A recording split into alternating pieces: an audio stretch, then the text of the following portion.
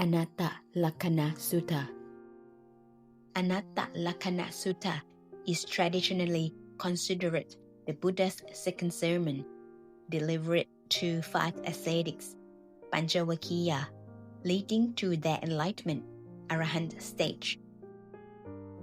This sutta is the connected discourse on the 5 aggregates, the characteristic of non-self. There are 3 main parts of the Buddha's teaching in the discourse. The first part, Buddha explained why the 5 aggregates are not self. The second part is questions and answers between Buddhas and the 5 ascetics about impermanence and suffering.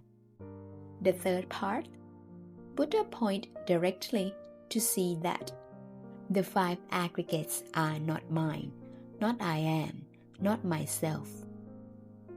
Let's read the sutta together now. Part 1. Samyutta Nikaya, Connected Discourse on the 5 Aggregates, 22.59. The Characteristic of Non-Self, translated from Pali by Bhikkhu Bodhi.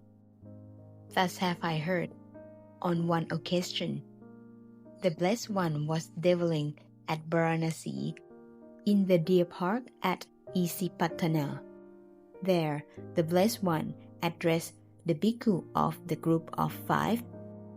Thus, Bhikkhu, Venerable Sir, those bhikkhu replied. The Blessed One said this: Bhikkhus, form is non-self. For if bhikkhus, form were self, this form would not lead to affliction, and it would be possible to have it of form. Let my form be thus. Let my form not be thus. But because form is non-self, form leads to affliction, and it is not possible to have it of form. Let my form be thus. Let my form not be thus. Feeling is non-self. Perception is non-self. Volitional formations are non-self. Consciousness are non-self. For if, bhikkhus, consciousness were self, this consciousness would not lead to affliction, and it would be possible to have it of consciousness. Let my consciousness be thus. Let my consciousness not be thus. But because consciousness is non-self, consciousness leads to affliction, and it is not possible to have it of consciousness. Let my consciousness be thus. Let my consciousness not be thus. Summary of Part 1. The first part, Buddha taught about the 5 aggregates: form, feeling, perception, volitional formations, and consciousness. Each of them is non-self, leads to affliction, not possible to control as we want. Let's continue to read Part 2. What do you think, bhikkhus? Is form permanent or impermanent? Impermanent, Venerable Sir. Is what is impermanent suffering or happiness? Suffering, Venerable Sir. Is what is impermanent, suffering, and subject to change fit to be regarded thus? This is mine. This is I am. This is myself. No, Venerable Sir. Is feeling permanent or impermanent? Is perception permanent or impermanent? Are volitional formations permanent or impermanent? Is consciousness permanent or impermanent? Impermanent, Venerable Sir.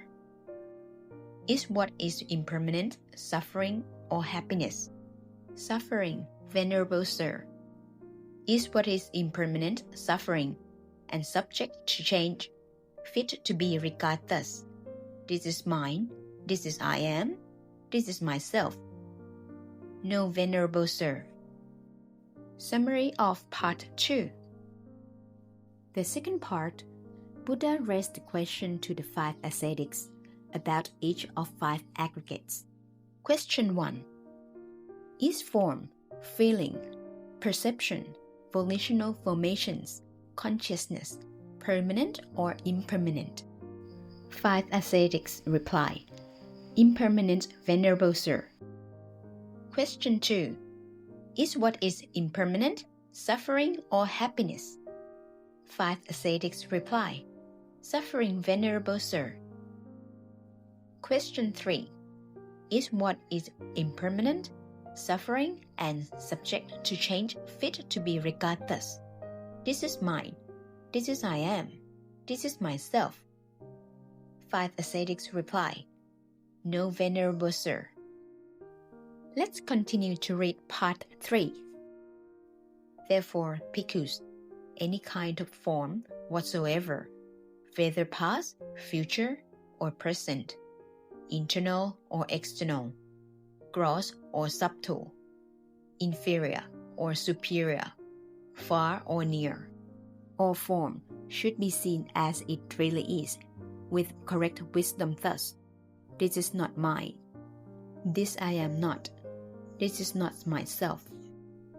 Any kind of feeling whatsoever, any kind of perception whatsoever, any kind of volitional formations whatsoever, any kind of consciousness whatsoever, whether past, future, or present, internal or external, gross or subtle, inferior or superior, far or near, all consciousness should be seen as it really is, with correct wisdom thus, This is not mine.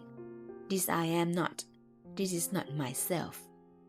Seeing thus, bhikkhu, the instruct noble disciple experience revulsion toward form, revulsion towards feeling, revulsion towards perception, revulsion towards volitional formations, revulsion towards consciousness.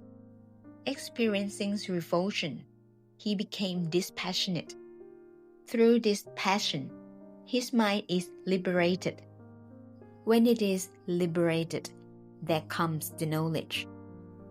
It's liberated, he understands. Destroyed is birth. The holy life has been lived. What has to be done has been done. This is no more for this state of being.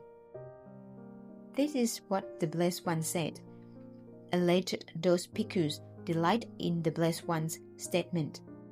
And while this discourse was being spoken, the mind of the bhikkhus of the group of 5 were liberated from the tents by non-clinging.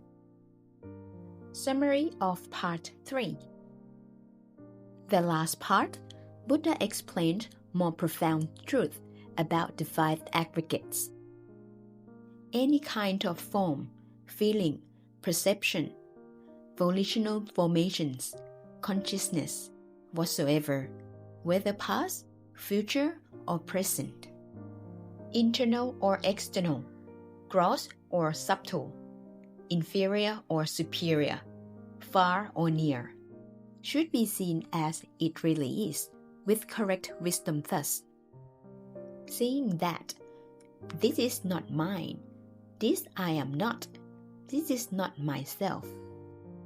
While this discourse was being spoken, the mind of the 5 ascetics were liberated from the tents by non-clinging.